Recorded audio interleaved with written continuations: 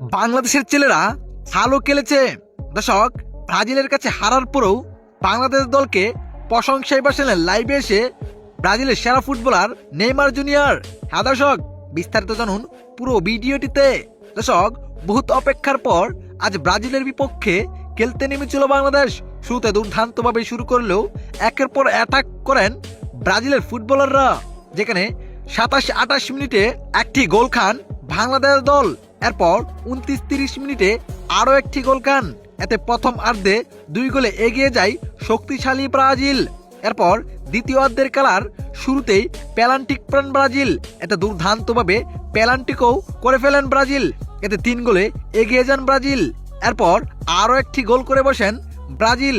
এতে 4 গোলে বাংলাদেশকে হারিয়ে ফেলেন ব্রাজিল। এদিকে ব্রাজিলের কাছে বাংলাদেশ হারার পরেও লাইভে এসে বাংলাদেশকে প্রশংসায় বাসালেন ব্রাজিলের সেরা ফুটবলার নেইমার, যেখানে তিনি বলেন দুর্দান্ত খেলেছে বাংলাদেশের ছেলেরা, তাদেরকে ভালোভাবে খেলার সুযোগ দিলে এখান থেকে বাংলাদেশের ন্যাশনাল টিমে ভালো ভালো প্লেয়ার উঠে আসবে। তো দর্শক, বাংলাদেশের খেলা আজকে আপনার কাছে কেমন লেগেছে জানিয়ে দিবেন আপনার মতামত এই ভিডিওর কমেন্ট বক্সে। ধন্যবাদ।